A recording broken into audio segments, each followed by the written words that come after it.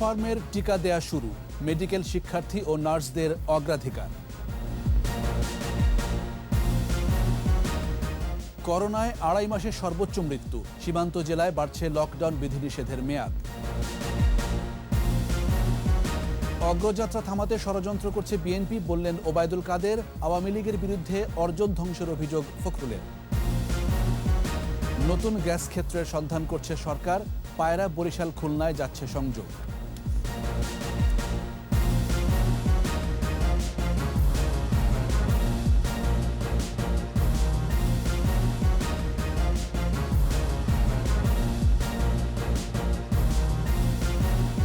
শুনছিলেন first securities নামে bank limited সংবাদ শিরোনাম।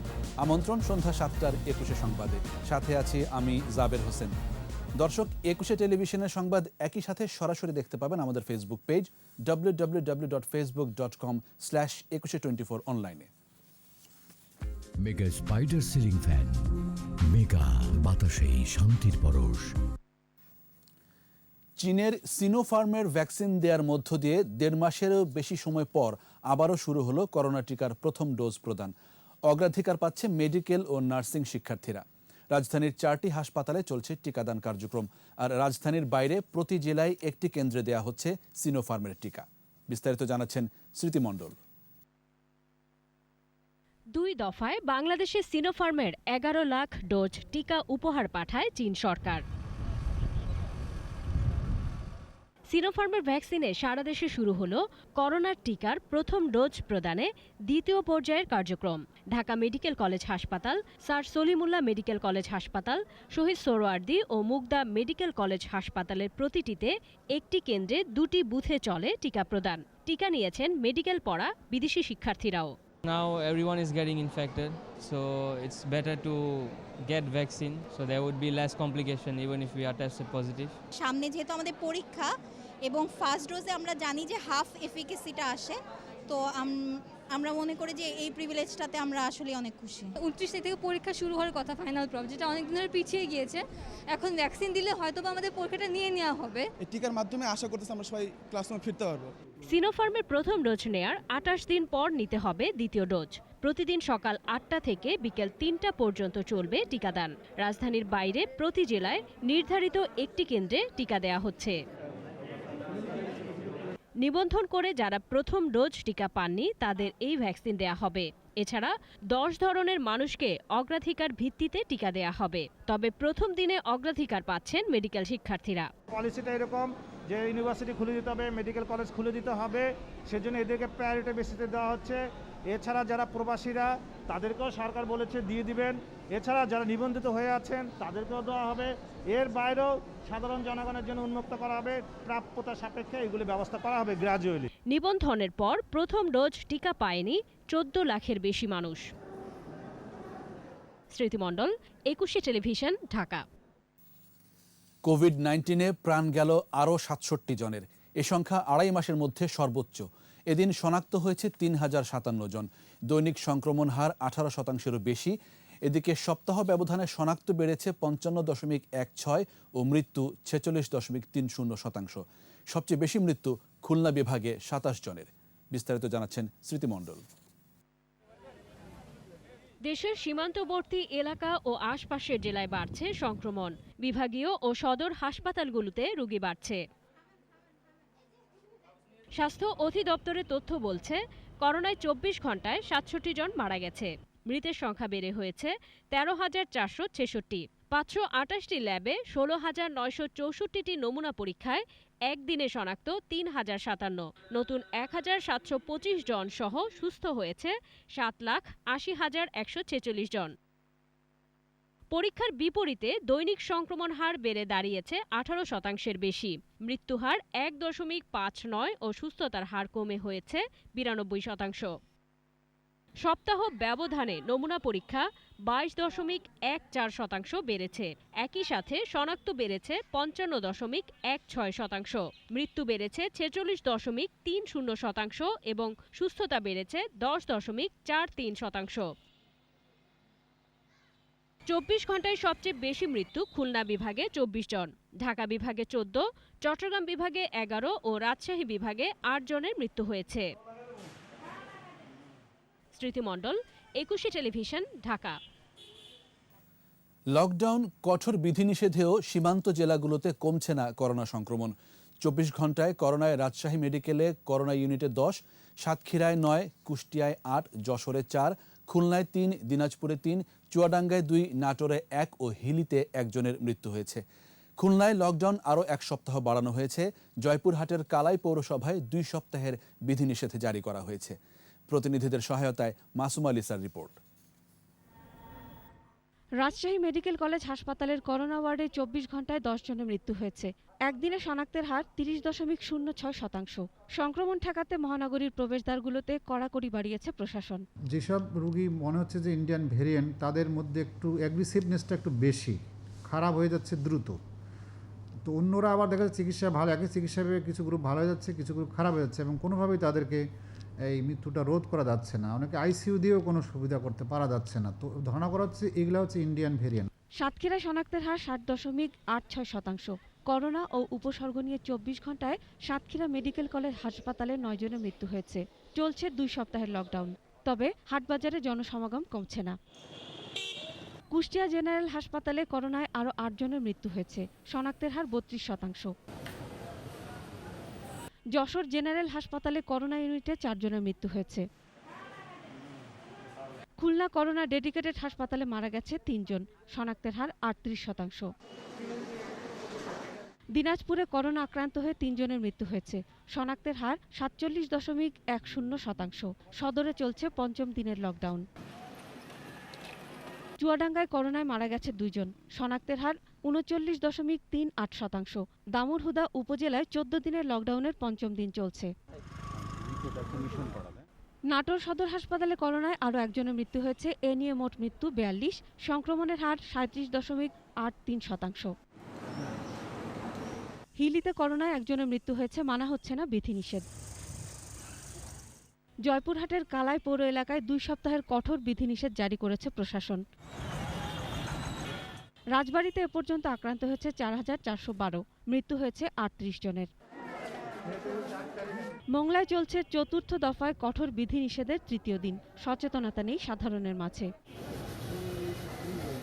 যশোরের বেনাপোলে লকডাউন চললেও তা মানছে না অনেকে। স্বাস্থ্যবিধি মেনে বেনাপোল স্থলবন্দরের কার্যক্রম চলছে। মাসুমা লিসা, একুশে টেলিভিশন। দেশের উন্নয়ন অর্জনই বিএনপির গাত্রদাহের কারণ বলে মন্তব্য করেছেন আওয়ামী লীগ সাধারণ সম্পাদক ওবায়দুল কাদের। প্রথমবারের মতো চট্টগ্রাম মহানগর স্বেচ্ছাসেবক লীগের ভার্চুয়াল সম্মেলনে তিনি বলেন, উন্নয়ন অগ্রযাত্রা থামাতে বিএনপি আদাজল খেয়ে নেমেছে। সাম্প্রদায়িক অপশক্তিকে নিয়ে দেশকে অস্থিতিশীল করার ষড়যন্ত্র করছে বলেও অভিযোগ করেন তিনি। আরও জানাচ্ছেন আদিত্য মামুন। বাংলাদেশ আওয়ামী স্বেচ্ছাসেবক লীগ চট্টগ্রাম নগরীর ত্রিবার্ষিক ভার্চুয়াল সম্মেলন বঙ্গবন্ধু অ্যাভিনিউ থেকে যোগ দেন কেন্দ্রীয় নেতারা। অনলাইনে যোগ দেন বাংলাদেশ আওয়ামী লীগের সাধারণ সম্পাদক ও সেতুমন্ত্রী ওবায়দুল কাদের। করোনা কালে মানুষের পাশে দাঁড়িয়েছে। বক্তৃতায় ওবায়দুল কাদের বলেন, শেখ হাসিনার নেতৃত্বে বাংলাদেশ আজ অপ্রতিরোধ্য গতিতে এগিয়ে যাচ্ছে। যেই বাংলাদেশ ছিল একটা ঋণগ্রস্ত দেশ, সেই বাংলাদেশ, শেখ হাসিনার বাংলাদেশ আজকে ঋণদাতা দেশ। শ্রীলঙ্কাকে আমরা $200 মিলিয়ন দিয়েছি ঋণ। আমরা সুদানকে $7.7 মিলিয়ন ঋণ দিয়েছি। এই সক্ষমতা বাংলাদেশ অর্জন করেছে। দেশের অগ্রযাত্রা থামাতে ষড়যন্ত্র চলছে, তাই নেতাকর্মীদের সজাগ থাকার আহ্বান জানান আওয়ামী লীগ সাধারণ সম্পাদক। দেশের অমিত সম্ভাবনা, উন্নয়ন এবং অর্জন বিএনপির গাত্রদাহের কারণ। তাই তারা দেশকে অকার্যকর রাষ্ট্রে পরিণত করতে নতুন করে ষড়যন্ত্র শুরু করেছে। ত্রিবার্ষিক এই সম্মেলনে বক্তৃতা করেন স্বেচ্ছাসেবক লীগের কেন্দ্রীয় সভাপতি নির্মল রঞ্জন গুহ ও সাধারণ সম্পাদক আফজল রহমান বাবু। চট্টগ্রাম মহানগরীর নতুন নেতৃত্ব সামনের দিনে সংগঠনকে আরও এগিয়ে নিয়ে যাবে বলে আশা করেন কেন্দ্রীয় নেতারা।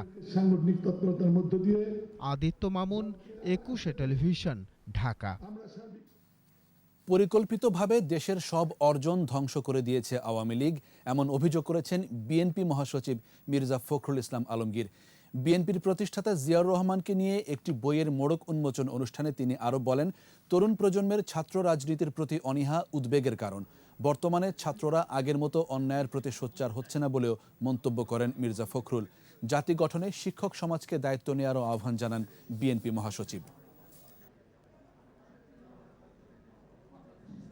আওয়ামী লীগ অত্যন্ত পরিকল্পিতভাবে যে সমস্ত বাংলাদেশের অর্জনগুলোকে ধ্বংস করে দিয়েছে। আমরা যত অর্জন করেছিলাম 50 বছরে, সব অর্জন এরা এই সরকার সব কিছু শেষ করে দিয়েছে। গোটা জাতিকে আপনার তৈরি করতে হবে এবং আপনাদের ভবিষ্যৎ বংশধরকে তৈরি করতে হবে এবং লড়াকু সৈনিক তৈরি করতে হবে। 54 দিন হাসপাতালে চিকিৎসা শেষে বাসায় ফিরছেন বিএনপির চেয়ারপারসন খালেদা জিয়া। গত 27 এপ্রিল করোনা আক্রান্ত হয়ে রাজধানীর একটি হাসপাতালে ভর্তি হন তিনি। 6 দিন পর শ্বাসকষ্ট বেড়ে গেলে তাকে সিসিইউতে নেওয়া হয়। সেখানেও দীর্ঘদিন ভর্তি ছিলেন খালেদা জিয়া। কিডনি, ডায়াবেটিস সহ নানা সমস্যায় ভুগছিলেন বিএনপি চেয়ারপারসন। তবে কিছুটা সুস্থ অনুভব করায় তাকে বাসায় নিয়ে যাওয়ার সিদ্ধান্ত দেন চিকিৎসকরা। রাতে তারা সর্বশেষ পরিস্থিতি গণমাধ্যম কর্মীদের কাছে তুলে ধরবেন।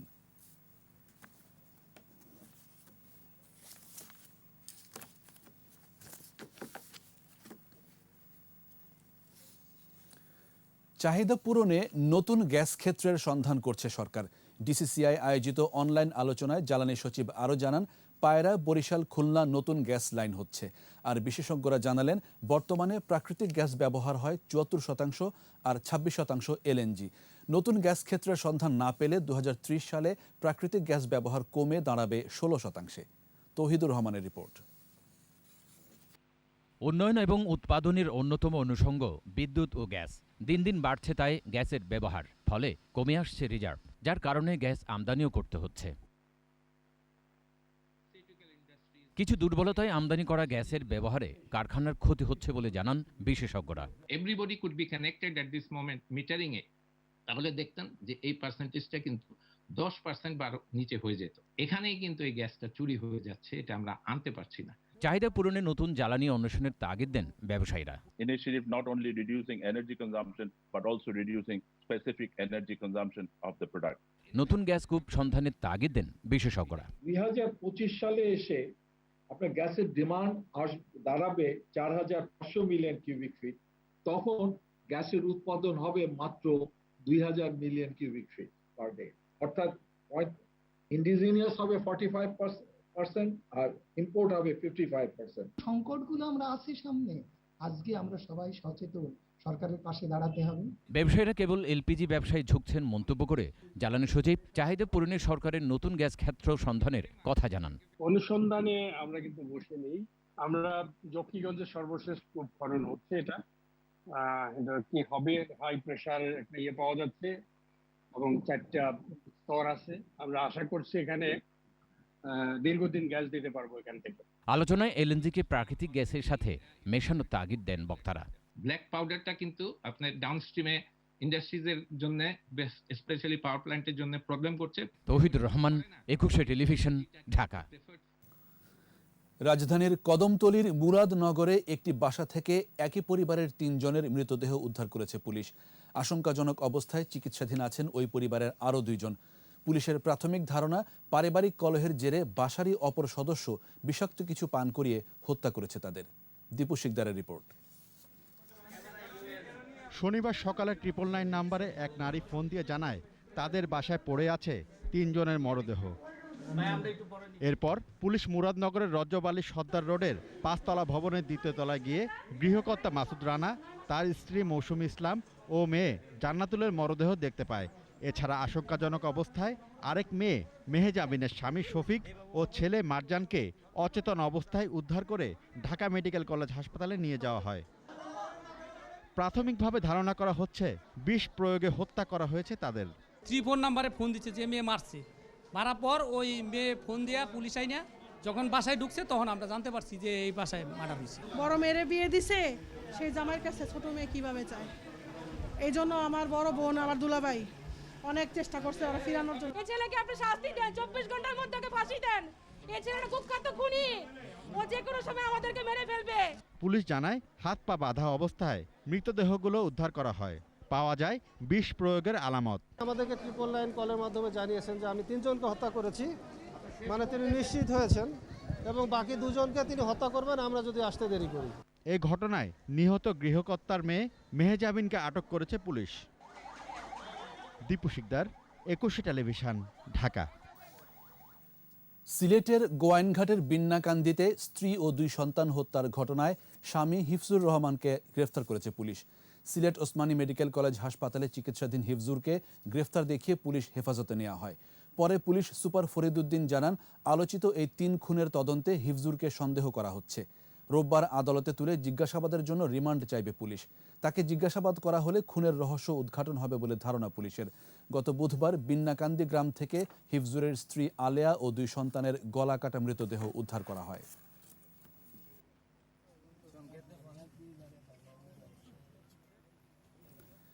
নিচ্ছি প্রিমিয়ার ব্যাংক লিমিটেড সংবাদ বিরতি। যখন ফিরছি তখন অন্যান্য খবরের সঙ্গে আরও থাকবে।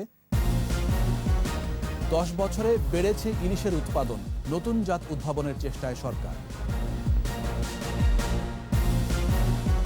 ভূমিহীনদের জন্য আবাসন, দ্বিতীয় পর্যায়ে 53,000 পরিবার পাচ্ছে জমিসহ নতুন ঘর।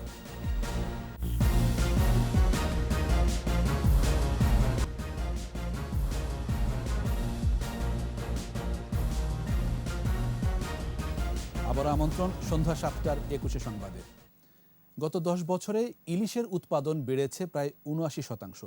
2008-09 অর্থ বছরে যেখানে ইলিশের উৎপাদন ছিল 3 লাখ টন, সেখানে গেল অর্থ বছরে উৎপাদন দাঁড়িয়েছে 5.5 লাখ টনে। এক সেমিনারে জাটকা সংরক্ষণে জেলেদের পাশাপাশি ভোক্তাদের সচেতন হওয়ার আহ্বান জানানো হয়। জাত উন্নয়ন ও স্বাদ ফিরিয়ে আনার পাশাপাশি ইলিশের চিপস, ফিশবল তৈরির চেষ্টা চলছে বলে জানানো হয় সেমিনার থেকে। মফিউর রহমানের রিপোর্ট। মাঝে প্রায় হারিয়ে যেতে বসেছিল ইলিশ। বিগত 10 বছরে জাটকা ধরা বন্ধ করায় বাড়ে ইলিশের উৎপাদন, সেই সাথে সৃষ্টি করা হয় ইলিশের অভয়ারণ্য। সরকারের এসব পরিকল্পনায় বছর বছর বাড়ছে ইলিশের উৎপাদন। স্বাধীনতার সুবর্ণ জয়ন্তীতে মৎস্য গবেষণা ইনস্টিটিউটের ইলিশ উৎপাদনে জাটকা সুরক্ষা বিষয়ক সেমিনারে উঠে আসে এইসব তথ্য। মূল প্রবন্ধে বৈজ্ঞানিক কর্মকর্তা মোহাম্মদ আশরাফুল আলম বলেন, ইলিশের জাত উন্নয়নে স্বাদ ঠিক রেখে কাঁটা ছাড়া বা কম কাঁটাযুক্ত মাছ উৎপাদনের প্রকল্প চলমান আছে। ইলিশ থেকে চিপস, ফিশবল সহ সরাসরি রান্না উপযোগী মাছ নিয়ে গবেষণা চলছে বলেও জানান তিনি। আলোচনায় অংশ নিয়ে অধিদপ্তরের ঊর্ধ্বতন কর্মকর্তারা বলেন, জাটকা নিধন রোধে জেলেদের পাশাপাশি ভোক্তাদেরও সচেতন হতে হবে।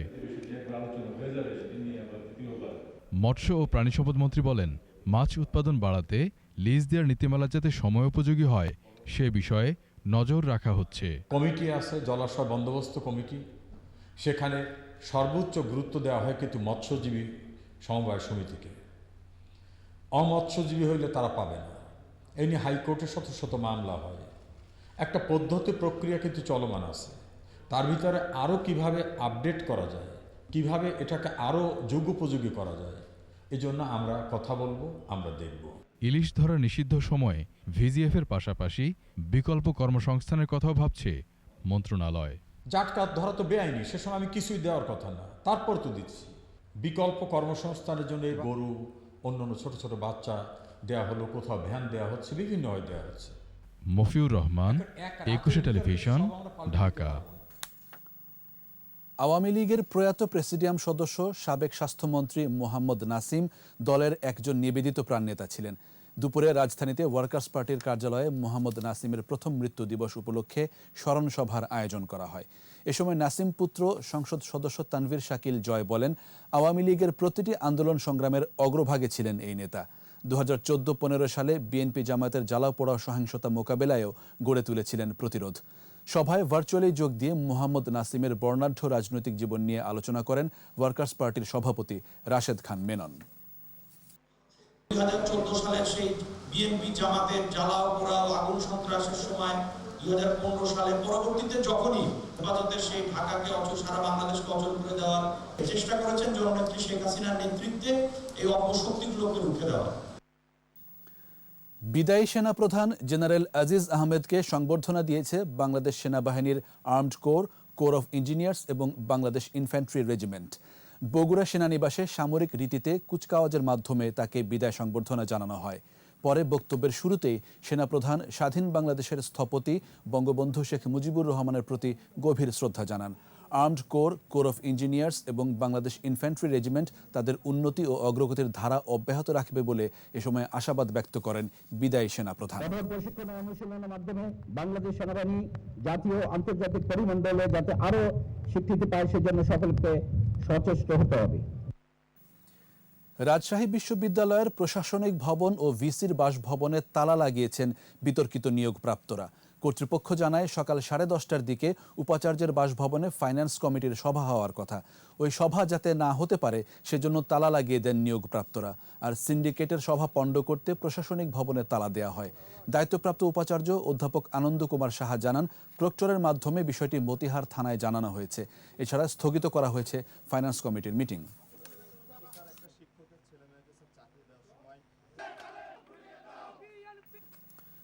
জনগণের মৌলিক অধিকার পূরণে কাজ করছে সরকার।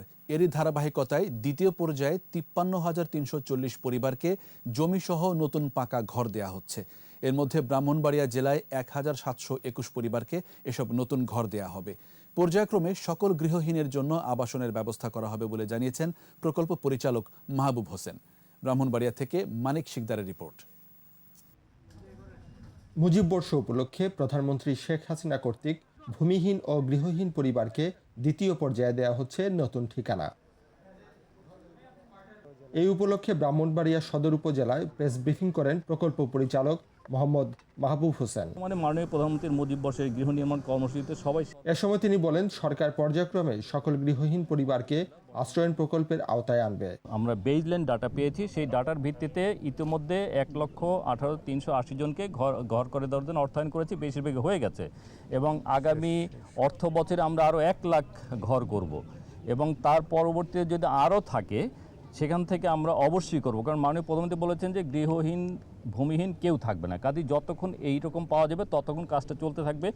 এদিকে ব্রাহ্মণবাড়িয়ার 1,721 পরিবারকে আশ্রয়ন প্রকল্পের আওতায় আনা হয়েছে। নতুন ঘর পেয়ে আবেগ আপ্লুত উপকারভোগীরা। আমরা সব পরামর্শ দিয়ে আছে, আগে তো বলে ট্রেনের অন্তর্জালান করে দিয়েছে, আমরা সুন্দর করে আমরা চলতে। শেখ হাসিনা ঘর দিয়েছে, বাড়ি দিছে, ঘর দিছে এবং বিদ্যুৎ দিছে, সব দিছে। দেওয়াতে আমরা একটু ভালো চলতেছি। 2 শতক জমির মালিকানা সহ ঘরগুলোয় থাকছে 2টি কক্ষ, একটি রান্নাঘর, একটি বাথরুম ও খোলা বারান্দা। দুদিন আগেও যারা ছিলেন গৃহহীন, বসবাস করেছেন বস্তিতে অথবা রাস্তায়, তারা আজ এসেছেন নতুন ঘরে। এরকম ঘর পেয়ে খুশি এখানকার আশ্রয় প্রাপ্ত পরিবারেরা এবং অন্য যারা আশ্রয়হীন পরিবার আছে তারাও পর্যায়ক্রমে এরকম নতুন ঘর পাবে, এটাই প্রত্যাশা করছে সবাই। মানিক শিকদার, 21 টেলিভিশন, জাঙ্গাল, ব্রাহ্মণবাড়িয়া। রাজধানীর বসিলা এলাকার প্রায় প্রতিটি সড়কেরই বেহাল অবস্থা। 5 বছর ধরে সংস্কার না হওয়ায় সড়কগুলো চলাচলের অনুপযোগী হয়ে পড়ছে। বসিলার 3 কিলোমিটার দীর্ঘ 40 ফুট সড়কটিতে পিচের আস্তরণ উঠে তৈরি হয়েছে বড় বড় গর্ত। ট্রাক, বাস, মিনিবাস সবই চলছে ঝুঁকি নিয়ে। সিটি কর্পোরেশনের আশ্বাস দ্রুতই সংস্কার হবে, আর এলাকাবাসী বলছেন এরকম আশ্বাসে কেটে গেছে 5 বছর। মাহমুদ হাসানের রিপোর্ট। সড়কের গর্তে জমে থাকা পানিতে হাঁসের বিচরণ। এই দৃশ্য বসিলা 40 ফিট সড়কের। 5 বছরে 3 কিলোমিটার সড়কটির হাল ফেরেনি। সড়কের চারিদিকের গর্তে জমে থাকা বৃষ্টির পানিতে মশার সংসার। খোলা চোখে দেখে মনে হয় চাষের জন্য তৈরি করা হচ্ছে জমি। সড়ক জুড়েই গর্ত আর কাদা পানি। সিটি কর্পোরেশনের এই সড়ক ব্যবহারকারী কয়েক লাখ মানুষের নিত্যদিনের দুর্ভোগ যেন গা সওয়া। দেখার কেউ নেই।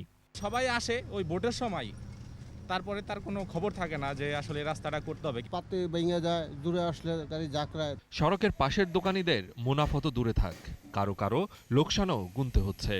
আমাদের তো বেচা বিক্রি টোটালি নাই। কাউন্সিলর জানালেন টেন্ডার হয়েছে, কিন্তু কিছু জটিলতার কারণে কাজ শুরু করা যায়নি। তবে মাসখানেকের মধ্যে সংস্কার কাজ শুরু হবে বলে আশ্বস্ত করেন তিনি। আমরা তো রাস্তা করার জন্য প্রস্তুত, তারা ইচ্ছা করেই রাস্তাটা আমাদেরকে বুঝিয়ে দেন। এখন তারা যখন রাস্তাটা না বুঝিয়ে দেয় আমরা কিন্তু প্রেশারাইজ করতে পারি না। এবং এটার সবচেয়ে বড় দেখেন, আমি আগে একটা কথা বলেছি, জনগণ সবার আগে, তারপরে সব কিছু। যদি জনগণ চায় আমরা কিন্তু এগুলো বাধা দিতে পারি বা আমরা এগুলো নিয়ে কথা বলতে পারি, হাউজিং কর্তৃপক্ষের সাথে আমরা এগুলো আলাপ আলোচনা করতে। উত্তর সিটির মেয়রের নির্বাচনী প্রতিশ্রুতিও ছিল সড়কটি সংস্কারের। সিটি কর্পোরেশনের প্রধান নির্বাহী কর্মকর্তা জানালেন, দ্রুতই বছিলাবাসীর দুঃখ ঘুচবে। আমরা ইতিমধ্যে টেন্ডার করেছি এবং টেন্ডারের মাধ্যমে আমরা সেখানে কার্যাদেশ প্রদান করেছি এবং অল্প কয়েকদিনের মধ্যেই সেখানে আপনার ঠিকাদার কাজ শুরু করবে। মূল সড়কটির মতো বছিলার অলিগলি সড়কের অবস্থাও বেহাল। একে একে সবগুলো সড়ক সংস্কারের দাবি স্থানীয়দের। মাহমুদ হাসান, একুশে টেলিভিশন, ঢাকা। নিচ্ছি প্রিমিয়ার ব্যাংক লিমিটেড সংবাদ বিরতি। যখন ফিরছে তখন অন্যান্য খবরের সঙ্গে আরও থাকবে। মিয়ানমারের বিরুদ্ধে সাধারণ পরিষদে নিন্দা প্রস্তাব পাস। নেপিদোর স্থিতিশীলতার উপর নির্ভর করছে রোহিঙ্গা প্রত্যাবাসন।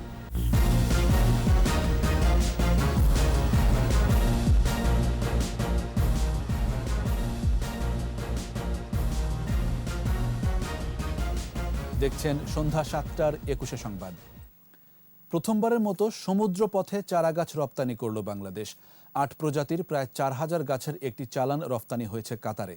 চারা রপ্তানির অপার সম্ভাবনাকে কাজে লাগানো গেলে বিপুল পরিমাণ বৈদেশিক মুদ্রা অর্জন সম্ভব বলে মনে করছেন সংশ্লিষ্টরা। বিপ্লব মজুমদারের ক্যামেরায় চট্টগ্রাম থেকে হাসান ফেরদৌসের রিপোর্ট, জানাচ্ছেন সমর ইসলাম। বাংলাদেশি বিভিন্ন ফলের চাহিদা বাড়ছে মধ্যপ্রাচ্যের বিভিন্ন দেশে। এর ধারাবাহিকতায় এবার মধ্যপ্রাচ্যের দেশ কাতারে রপ্তানি হলো মাল্টা, জামরুল, লেবু, সফেদা, কাঠবাদাম, নিম ও বটগাছের প্রায় 4000 চারা। গত সপ্তাহে গাছের চালানটি নিয়ে চট্টগ্রাম বন্দর ছেড়ে যায় মার্কস শিপিং লাইনের জাহাজ MV জিয়ামেন। গাছের চারা আমদানি করছে কাতারের দোহারে বাংলাদেশি মালিকানাধীন আল নাইমি ল্যান্ড স্কিপিং নামে একটি প্রতিষ্ঠান। স্থানীয় ব্যবসায়ীরা জানান, মধ্যপ্রাচ্যে বাংলাদেশি গাছের চাহিদা দিন দিন বাড়ছে। এবছর প্রায় 1 কোটি টাকার চারা গাছ রপ্তানি করা যাবে বলে জানান রপ্তানিকারকরা। 3.5 বছর যাবৎ আমরা এটা অনেক ত্যাগ তিতিক্ষা, অনেক কষ্ট স্বীকার করে এতটুকু পর্যন্ত এসেছি। বাই দিস টাইম ঢাকা বিমানবন্দর থেকে বিমান পথে আমরা প্রায় 10টির মতো শিপমেন্ট করেছি। সমুদ্র পথে আমরা এই প্রথম শিপমেন্ট। সমুদ্র পথে গাছের চারা রপ্তানির ক্ষেত্রে আমদানিকারকদের সব শর্ত অনুসরণ করে ছাড়পত্র দেওয়ার কথা জানান সমুদ্র বন্দরের উদ্ভিদ সংঘ নিরোধ কেন্দ্রের কর্মকর্তারা। আমাদের ইন্সপেকশন থেকে আমাদের প্রতীয়মান হলো যে আসলে এর ভিতরে কোনো সয়েল দেওয়া হয়নি এবং যেটা এটাকে রুট হিসাবে, যেখানে রুট বাগানোর মাধ্যম হিসাবে ব্যবহৃত হয়েছে, সেটা পুরোপুরি স্টেরিলাইজ করা হয়েছে। অনেকগুলো নার্সারি আছে, ভবিষ্যতে আমরা পাঠানোর ব্যবস্থা করতে পারবো। আর উদ্যোগ তো কিন্তু প্রচুর পরিমাণে এখন আছে। বিদেশে বিভিন্ন ফলদ ও বনজ গাছের চারা রপ্তানির মাধ্যমে নার্সারি মালিকরা যেমন উপকৃত হবে, তেমনি বাংলাদেশ আর্থিকভাবে লাভবান হবে বলে জানান সংশ্লিষ্টরা। সমর ইসলাম, একুশে টেলিভিশন। এবার ব্যবসা বাণিজ্যের খবর।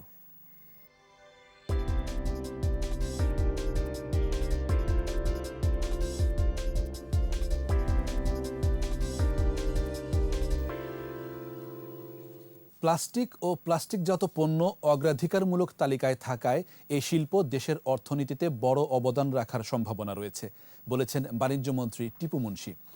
রাজধানীর একটি হোটেলে প্রথমবারের মতো অনলাইন মেলার উদ্বোধনী অনুষ্ঠানে তিনি জানান, এজন্য শিল্পটির প্রযুক্তিগত উন্নয়নের পাশাপাশি পণ্যে বৈচিত্র্য আনার বিকল্প নেই। স্বল্প উন্নত দেশ হতে উন্নত দেশের কাতারে গেলে স্বভাবতই কিছু সুযোগ সুবিধা হারাতে হবে বলে এ সময় মনে করিয়ে দেন মন্ত্রী। বলেন, আগে থেকেই এসব শিল্পে প্রয়োজনীয় অবকাঠামো ও সক্ষমতা গড়ে তুলতে পারলে বাংলাদেশকে বেগ পেতে হবে না। One of the highest priority sector in Bangladesh export policy. We all know that after having this graduation, though we shall have to lose a lot of advantage what we are getting now. So we shall have to prepare to face that challenges. We are trying to have PTA, FTA so that can give us this sector also that capacity building and efficiency level high. আর এরই সাথে শেষ করছি সন্ধ্যা 7টার 21 সংবাদ। যাবার আগে first security ইসলামী bank limited সংবাদ শিরোনামগুলো আরও একবার। সিনোফার্মের টিকা দেয়া শুরু, মেডিকেল শিক্ষার্থী ও নার্সদের অগ্রাধিকার। করোনায় 2.5 মাসে সর্বোচ্চ মৃত্যু, সীমান্ত জেলায় বাড়ছে লকডাউন বিধিনিষেধের মেয়াদ। অগ্রযাত্রা থামাতে ষড়যন্ত্র করছে বিএনপি, বললেন ওবায়দুল কাদের। আওয়ামী লীগের বিরুদ্ধে অর্জন ধ্বংসের অভিযোগ ফখরুলের। নতুন গ্যাস ক্ষেত্রের সন্ধান করছে সরকার, পায়রা বরিশাল খুলনায় যাচ্ছে সংযোগ।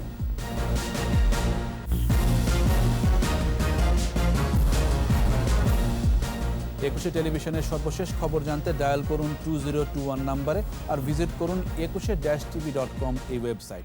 এছাড়া ফেসবুকে লগ ইন করতে পারেন facebook.com/ekushe24 অনলাইনে।